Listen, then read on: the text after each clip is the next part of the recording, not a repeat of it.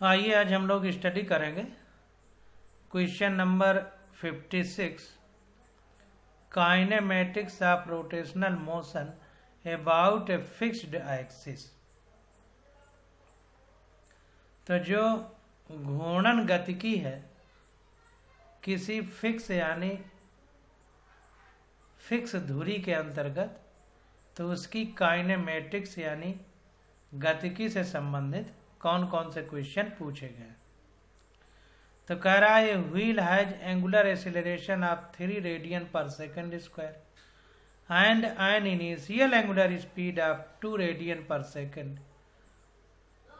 कह रहा है कि एक व्हील मतलब पहिया है, उसका कोणीय त्वरण 3 रेडियन पर सेकंड स्क्वायर है और उसका इनिशियल एंगुलर स्पीड मतलब प्रारंभिक कोणीय चाल, जिसको ओमेगा 0 लिखते हैं, वो 2 रेडियन पर सेकंड है। कह रहा है in a time of 2 second it has rotated through an angle. कह रहा है अगर 2 सेकंड का टाइम ले तो कितने कोण पर ये घूम जाएगा। रोटेटेड थ्रू एन एंगल मतलब कितने कोण पर ये घूम जाएगा। कोण का मान हमें रेडियन में बताना है, तो इसको देखते हैं और करने का प्रयास करते हैं। तो जैसा जो दिया है वो हम रख लेते हैं। तो एंगुलर एक्सीलरेशन यानी कोणीय त्वरण हमको दे दिया है alpha equal to 3 radian per second square. प्रारंभिक कोणीय चाल यानी initial angular velocity omega I equal to 2 radian per second. Time T दे दिया है 2 सेकंड और हमसे पूछ रहा है कितने कोण पर घूम जाएगा, यानी कोणीय विस्थापन, एंगुलर डिस्प्लेसमेंट। तो जैसे हम रेखीय चाल में फार्मूला लिखते हैं यस बराबर ut plus half AT square, तो यहाँ पर रेखीय विस्थापन है, इसकी जगह कोणीय विस्थापन कर दें। यहाँ पर रेखीय प्रारंभिक चाल है तो यहाँ पर कोणीय प्रारंभिक चाल कर दें। टाइम t है प्लस हाफ, यहाँ पर रेखीय त्वरण है तो यहाँ पर कोणीय त्वरण कर दें t स्क्वायर। तो ये हमारा वृत्तीय गति यानी एंगुलर रोटेशनल मोशन के लिए हमारा या घूर्णन गति के लिए ये गति का समीकरण हमें प्राप्त हो जाता है। तो चूंकि अल्फा दिया है, टाइम दिया है और प्रारंभिक कोणीय चाल दिया है, तो हम ऐसा फार्मूला लगाएंगे जिसमें सब आता हो। तो theta equal to omega 0t कहें या ओमेगा आई टी कहें, एक ही बात है। 0 का मतलब भी प्रारंभिक है जब टाइम 0 था, और इनिशियल का मतलब भी प्रारंभिक। तो omega I into T plus half alpha T square, तो ये हो गया theta equal to omega I 2 radian per second है तो 2 इंटू टाइम 2 सेकंड है तो 2 प्लस हाफ कोणीय त्वरण यानी एंगुलर एक्सीलरेशन अल्फा 3 है इंटू टाइम 2 है, 2 का स्क्वायर करेंगे तो 4 हो जाएगा। तो ये आ गया 4 प्लस 6 बराबर 10 रेडियंस। तो 56 का ये विकल्प हमारा करेक्ट हो जाएगा। अब 57 नंबर क्वेश्चन देखते हैं। अब 57 नंबर क्वेश्चन है हमारे पास, dynamics of rotational motion about a fixed axis. तो अभी काइनेमेटिक्स से क्वेश्चन था, अब डायनामिक्स से क्वेश्चन है। अब यहाँ पर देखिए दोनों शब्दों पे विचार करें, काइनेमेटिक्स और डायनामिक्स। तो काइनेमेटिक्स का मतलब होता है शुद्ध गतिकी, प्योर रोटेशन मतलब प्योर मोशन। तो यहाँ पर देखिए जो व्हील है हमारा, तो काइनेमेटिक्स ऑफ रोटेशनल मोशन का मतलब शुद्ध केवल रोटेशनल मोशन है यानी घूर्णन गति है किसी फिक्स एक्सिस के अबाउट। और डायनामिक्स का मतलब गतिकी है, केवल ये शुद्ध गतिकी है और ये गतिकी है। इसमें दोनों गतियां हो सकती हैं, रोटेशनल के साथ साथ ट्रांसलेशनल भी हो सकती हैं। तो dynamics of rotational motion about a fixed axis. तो किसी फिक्स एक्सिस के अबाउट घूर्णन तो होगा, साथ में स्थानांतरण यानी ट्रांसलेशनल गति भी हो सकती है, लेकिन इसमें प्योर रहेगा। काइनेमेटिक्स का मतलब शुद्ध गति की, जैसे रोटेशनल है घूर्णनगत तो केवल घूर्णन होगी, यह चीज समझने की जरूरत है। तो अब 57 नंबर क्वेश्चन देखते हैं। तो 57 नंबर क्वेश्चन में देखते हैं, कह रहा है solid cylinder of mass 2 kg and radius 4 centimetre is rotating about its axis at the rate of 3 RPM। तो एक ठोस सिलेंडर है हमारे पास सॉलिड, उसका द्रव्यमान 2 किलोग्राम है, त्रिज्या 4 सेंटीमीटर है, और वो रोटेट कर रहा है यानी घूर्णन कर रहा है अपनी अक्ष के परितः। रोटेटिंग अबाउट इट्स एक्सिस का मतलब अपने अक्ष के परितः रोटेट कर रहा है at the rate of 3 RPM। RPM का मतलब राउंड प्रति मिनट, तो 3 राउंड 1 मिनट में लगाता है अपनी अक्ष के परितः। तो कह रहा है the torque required to stop its after 2 pi revolution. तो कह रहा है कितने बलाघूर्ण की जरूरत है इसको रोकने के लिए जब यह 2 पाई घूर्णन कर चुका हो। पाई का मतलब 180 डिग्री और 2 पाई का मतलब 360 डिग्री, मतलब एक चक्कर जब लगा चुका हो तो उस समय कितना बलाघूर्ण की जरूरत पड़ेगी इसको रोकने के लिए, ये हमसे पूछा जा रहा है। तो देखिए जो दिया है हमको लिख लेते हैं। तो मास यानी द्रव्यमान दे दिया है 2 किलोग्राम, रेडियस यानी त्रिज्या दे दिया है 4 सेंटीमीटर। अब हमको अगर इनिशियल एंगुलर स्पीड निकालना हो, प्रारंभिक कोणीय चाल, तो वो दिया है 3 रेडियन पर सेकंड की गति से, कोणीय गति से घूम रहा था। तो ओमेगा 0 हो गया 3 राउंड प्रति मिनट, यानी 3 गुणे 1 राउंड का मतलब है 360 डिग्री। ये सर्किल है, तो इस सर्किल के पूरा कोण, किसी वृत्त का कोण, सारे कोण 360 डिग्री होते हैं। क्योंकि अगर हम इसको इस तरह बांटें सेंटर से, तो प्रत्येक कोण 90 डिग्री का है। तो 4 बार 90, 1 2 3 4 कोण हमारे 90 डिग्री हैं, यानी 90 गुणे 4 बराबर 360। तो वृत्त यानी सर्किल के सारे कोणों का योग 360 डिग्री होता है, और पाई बराबर होता है 180 डिग्री। पाई बराबर होता है 180 डिग्री, तो 2 पाई बराबर 2 गुणे 180, तो ये हो गया 360 डिग्री। तो 360 डिग्री का मतलब एक चक्कर, पूरा वृत्त एक बार घूम गया, तो 3 चक्कर प्रति मिनट का मतलब 3 चक्कर।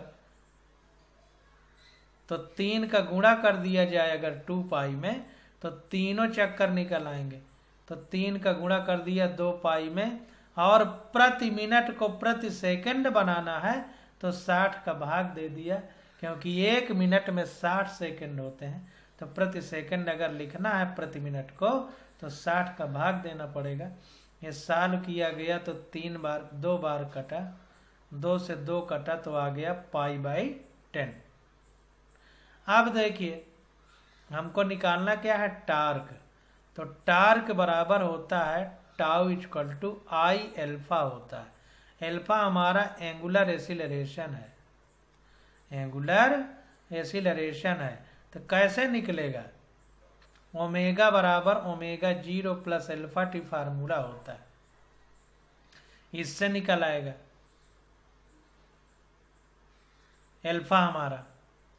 तो यहाँ पर देखिए फार्मूला लगा दिया, वी नो दैट।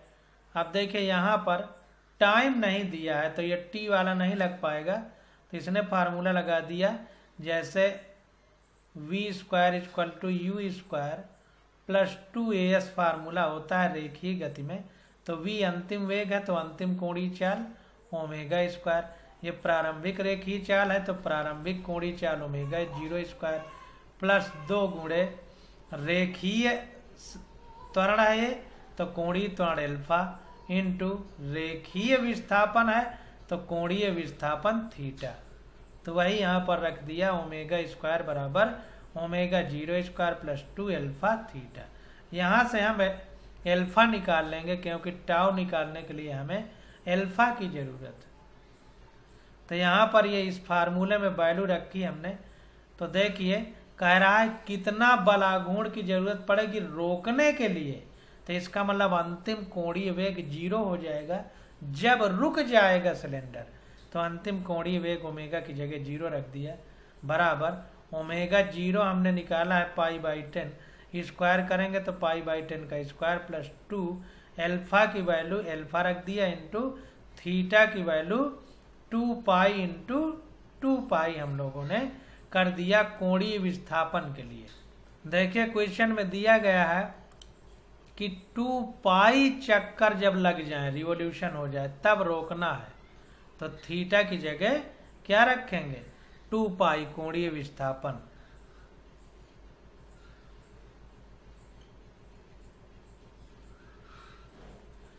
तो यहाँ पर देखिए थीटा हमारा 2 चक्कर है तो एक चक्कर बराबर 2π के है 360 डिग्री के। तो 2 चक्कर बराबर 2 RPM 2 रिवॉल्यूशन बराबर 2π इंटू 2π, इसलिए 2π का 2 बार गुणा किया गया।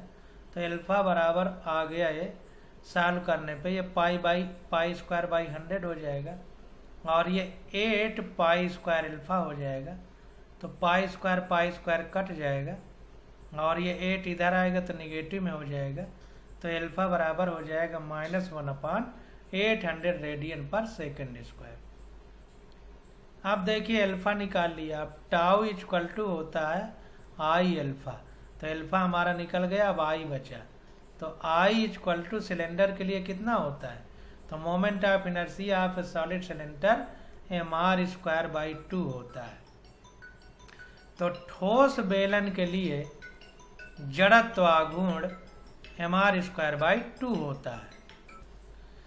तो इस प्रकार से m की वैल्यू रखेंगे तो 2 kg है और r यानी रेडियस 4 सेंटीमीटर है तो 4 को मीटर में बदलेंगे तो 100 का भाग दे देंगे और स्क्वायर कर देंगे। यहाँ पर दिया है देखें अपॉन 2 करेंगे तो आ जाएगा 16/10⁴ ये नीचे चला जाएगा। तब इसको सॉल्व करेंगे तो आई आ गया, हमें एल्फा पहले से निकाल लिया। अब torque tau equal to I alpha तो सारी वैल्यू रख देंगे। आई बराबर 16/10⁴ इंटू एल्फा बराबर -1/800 तो ये आ गया -2 इंटू 10⁻⁻6 न्यूटन इंटू मीटर। तो यही हमारा आंसर हो जाएगा। अब 58 नंबर क्वेश्चन देखते हैं।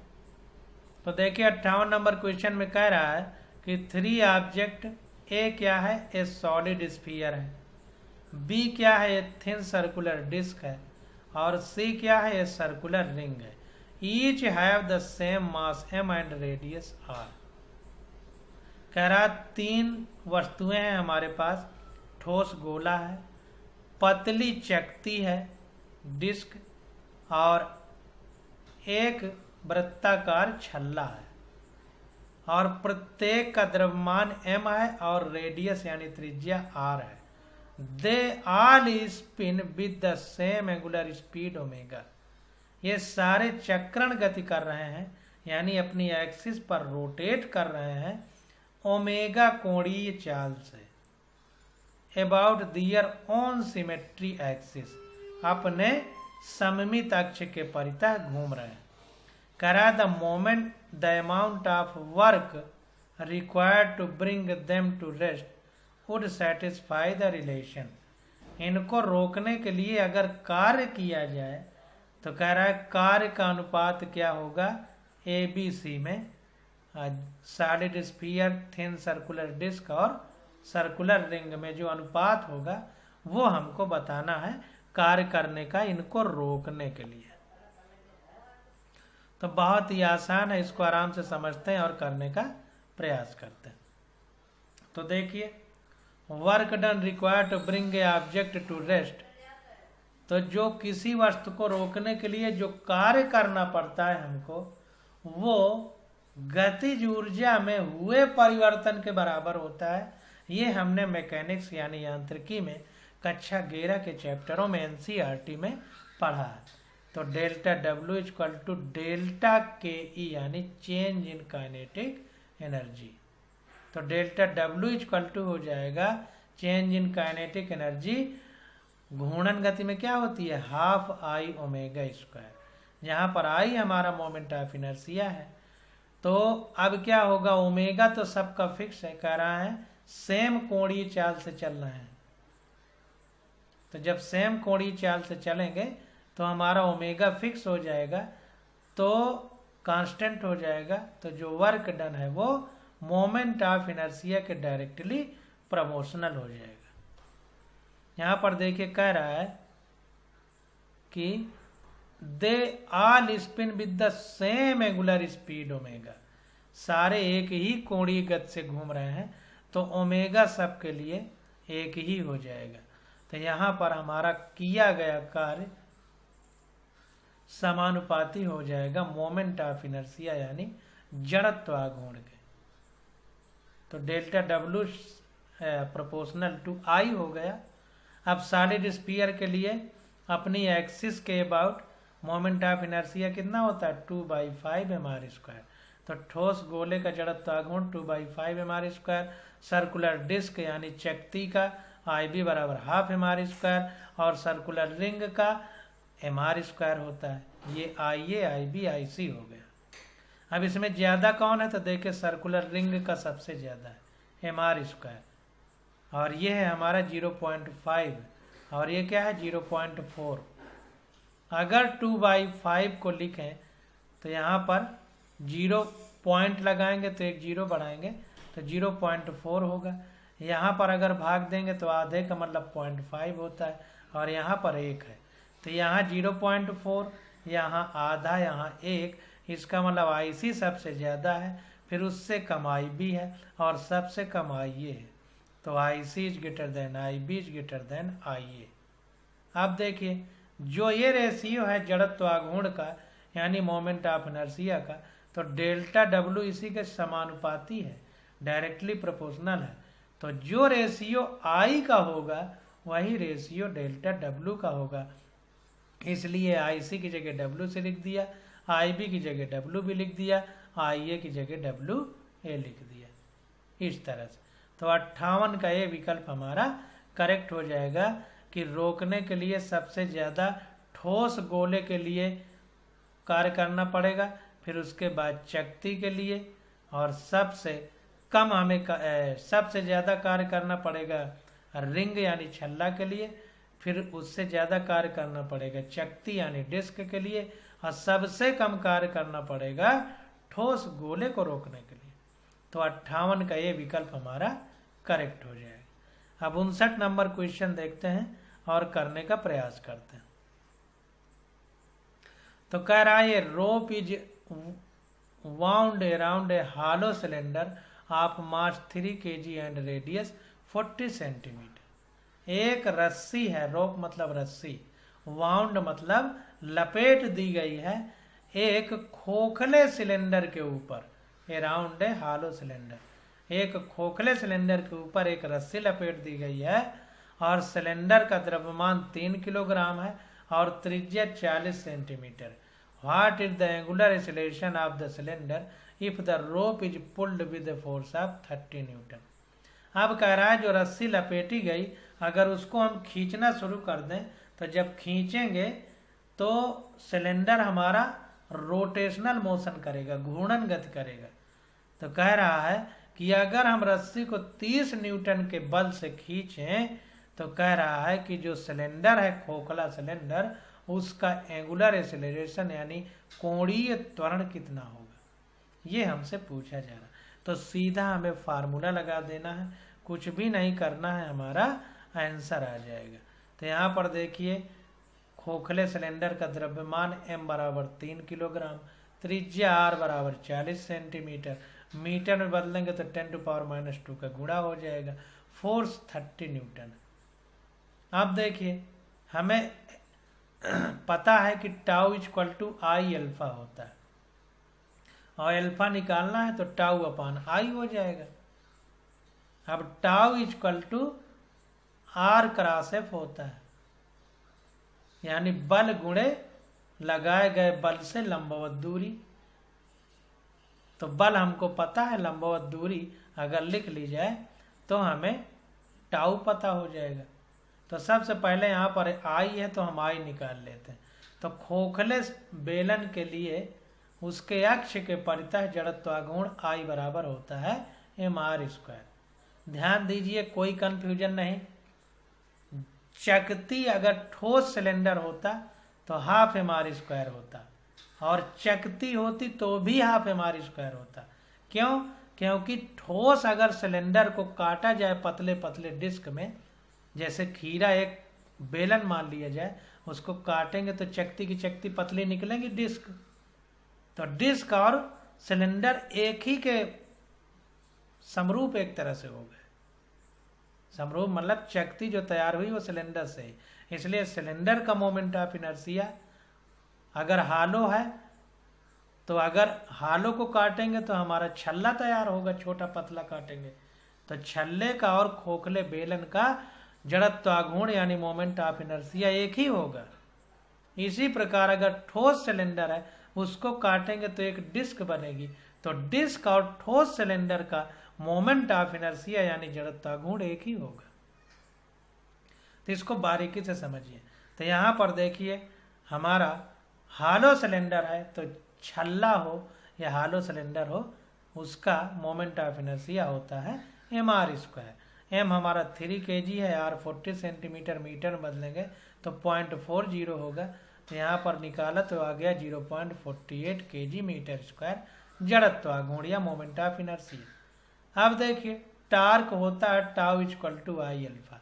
टार्क मतलब बलाघूर्ण, टाउ बराबर आई एल्फा होता है, जहाँ आई हमारा मोमेंट ऑफ इनर्शिया यानी जड़त्वाघूर्ण है, और एल्फा हमारा एंगुलर एक्सीलरेशन यानी कोणीय त्वरण है।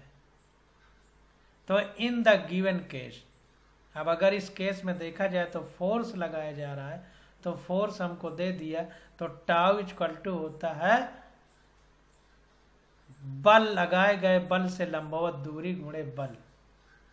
तो बल हमको दिया है, as the force is acting perpendicularly यानी लंबवत टू द रेडियल वेक्टर यानी त्रिज्यीय सदिश के लंबवत बल लगना चाहिए। ध्यान दीजिए जो हम बार बार चिल्लाते हैं, ये जो आर है ये लंबवत दूरी है ना कि दूरी है, दोनों बातों में अंतर है। तो एल्फा इक्वल टू हो जाए, तो एल्फा इक्वल टू होता है टाउ अपान आई, क्योंकि tau equal to I alpha. तो alpha equal to tau upon I, और टाउ की जगह एफ इंटू आर रख दिया, अपान आई mr² है हालो सिलेंडर यानी खोखले बेलन के लिए। तो ये आ गया एफ अपान एक आर से एक आर कट जाएगा, अपान एम इंटू आर हो जाएगा। तो ये हो गया एफ की जगह 30 न्यूटन अपान एम 3 हो गया, और आर हमारा 40 सेंटीमीटर, मीटर में बदलेंगे तो 10⁻⁻² का गुणा होगा। इसको सॉल्व करेंगे तो आ जाएगा एल्फा बराबर 25 रेडियन पर सेकेंड स्क्वायर। तो इस प्रकार से ये हमारा कोणीय त्वरण यानी एल्फा आ गया, एंगुलर एक्सीलरेशन, या हिंदी में कह सकते हैं कोणीय त्वरण। तो 59 नंबर क्वेश्चन हमारा हो गया। अब 60 नंबर क्वेश्चन को समझते हैं और करने का प्रयास करते हैं। कह रहा है uniform circular disc of radius 50 centimetre at rest is free to turn about an axis which is perpendicular to its plane and pass through its centre. कह रहा है हमारे पास एक यूनिफॉर्म सर्कुलर डिस्क है, यानी वृत्ताकार चकती है जो सब जगह एक समान है। यूनिफॉर्म का मतलब एक समान, जिसकी त्रिज्या 50 सेंटीमीटर है, और ये रोटेट कर रही है, टर्न अबाउट यानी घूम रही है अपनी अभिलंबवत एक्सिस के थ्रू। अभिलंबवत एक्सिस है और वो भी कहां से गुजर रही है, इसके केंद्र यानी सेंटर से। तो जैसे हम लोग साइकिल का पहिया है तो उसमें धुरा घुसा है, तो साइकिल के पहिया के चलने के लंबवत धुरा होता है, तो उसी प्रकार से घूम रही है चकती या disc. It is subjected to a torque which produce a constant regular acceleration of 2 radian per second square. तो कह रहा है इसमें एक टार्क यानी बलाघूर्ण लग रहा है।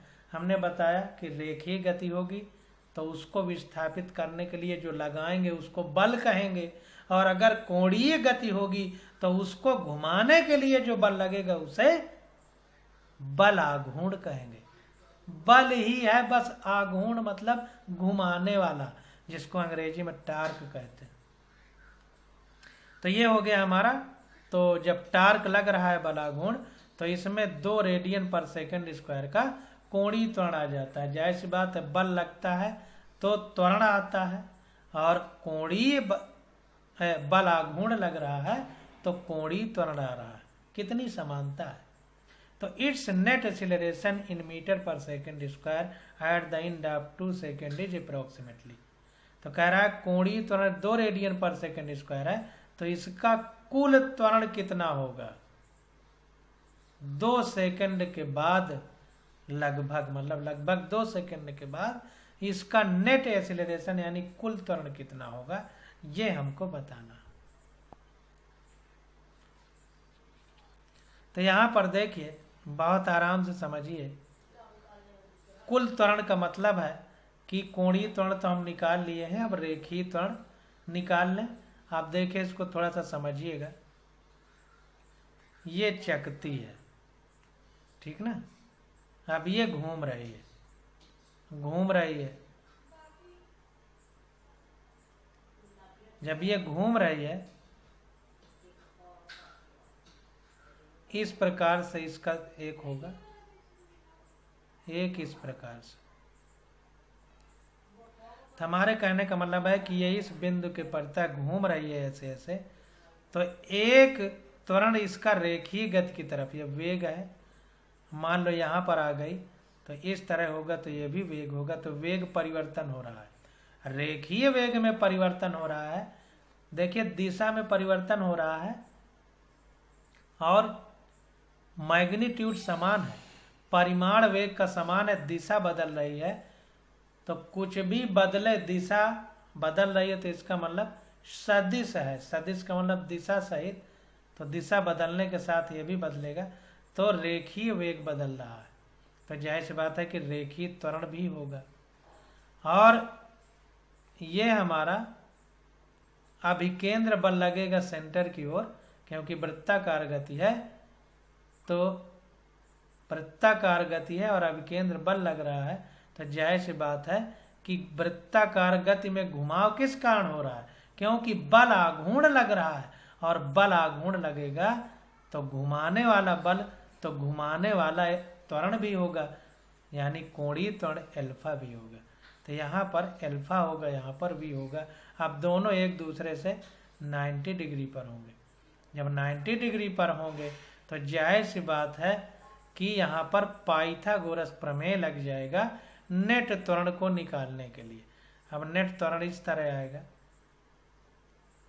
तो इसको कैसे निकालेंगे, ये वेक्टर है जैसे, तो इसको ऐसे बना देंगे और इसके सिर पर ये वेक्टर रख देंगे इस प्रकार से। अब पहले वाले की पूंछ और अंतिम वाले का सिर मिला देंगे तो ये आ जाएगा। इसी तरह करते हैं, तो ये हमारा एंगुलर एक्सीलरेशन हो गया। इसको एल्फा आर लिख सकते हैं, ए आर लिख सकते हैं, रोटेशनल एक्सीलरेशन, या एल्फा लिख सकते हैं। और ये रेखीय वेग है, तो यहाँ पर रेखीय त्वरण एल्फा ए लिख सकते हैं। तो ए और आर के बीच, ए और एल्फा के बीच 90 डिग्री का कोण है। तो अगर हम इसे निकालना चाहें तो पाइथागोरस प्रमेय लग जाएगी। तो मान लीजिए हमारा नेट ए है, तो ए स्क्वायर इक्वल टू विकर्ण का स्क्वायर शेष दोनों भुजाओं के स्क्वायर के बराबर होता है। तो ये हमारा आ जाएगा 80 टेंजेंशियल मतलब स्पर्श रेखी, ये स्पर्श रेखा खींची गई वृत्त में तो स्पर्श रेखी, और ये एल्फा है तो AT प्लस एल्फा का स्क्वायर। अब अगर ए निकालेंगे, स्क्वायर हटाएंगे तो यहाँ पर रूट लग जाएगा, तो AT square plus alpha square. तो वही देखिए यहाँ पर नेट एक्सेलरेशन निकालने के लिए ए बराबर under root AT square plus AR square किया, एल्फा की जगह AR लिखा है इसमें। तो हमने जो समझाना चाहा वो समझा दिया।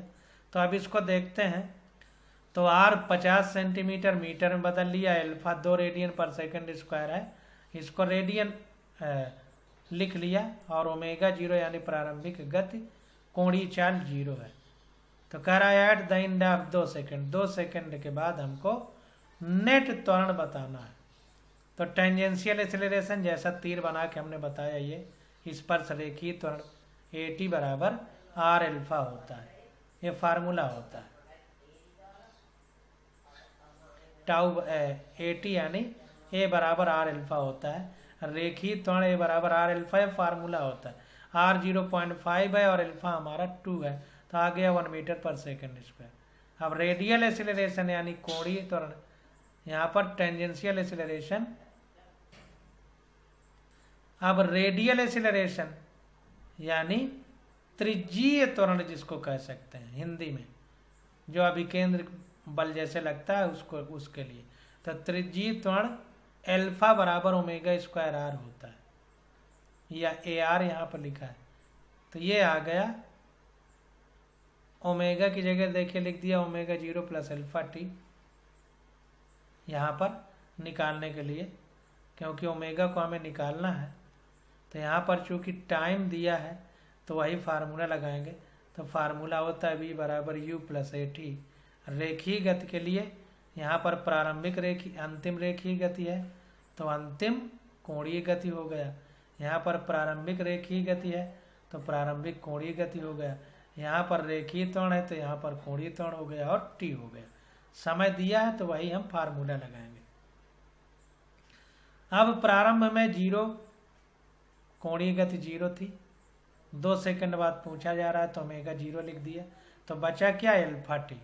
तो एल्फा T की वैल्यू रखेंगे तो ये 0 लिख दिया प्लस, अब इसी को देखिए ब्रैकेट में लिख के स्क्वायर कर दिया, इस पूरे को लिख के। तो ये 0 हो गया प्रारंभिक कोणीय गति प्लस एल्फा हमारा 2 रेडियन पर सेकंड स्क्वायर है, तो 2 रख दिया। समय T बराबर 2 सेकंड है तो 2 लिख दिया, पूरे का स्क्वायर इंटू R 0.5 मीटर है तो वो लिख दिया। तो आ गया 8 मीटर पर सेकंड स्क्वायर। तो हमारा टेंजेंशियल एक्सेलरेशन आ गया और रेडियल। अब A बराबर नेट एक्सेलरेशन यानी कुल त्वरण A बराबर under root AT square plus AR square. क्यों किया, हमने फिगर बना के बताया था आपको। तो ये आ गया अंडर रूट AT स्क्वायर है हमारा 1 और AR स्क्वायर है हमारा 8। AT है हमारा 1 और AR है 8, तो ये 1 का स्क्वायर हो गया और 8 का स्क्वायर, तो आ गया रूट 65, यानी लगभग 8 मीटर पर सेकंड स्क्वायर। क्योंकि 64 का रूट होता है 8, 65 है तो थोड़ा बहुत अंतर है, इसलिए लगभग का चिन्ह लगाया है 8 मीटर पर सेकंड स्क्वायर। तो 60 का C विकल्प हमारा करेक्ट हो जाएगा। तो यहां पर देखिए 60 का C विकल्प हमारा करेक्ट हो गया। अब आ जाता है 61 नंबर क्वेश्चन। तो इसकी स्टडी हम लोग अगले लेक्चर में करेंगे, आज बस यहीं तक।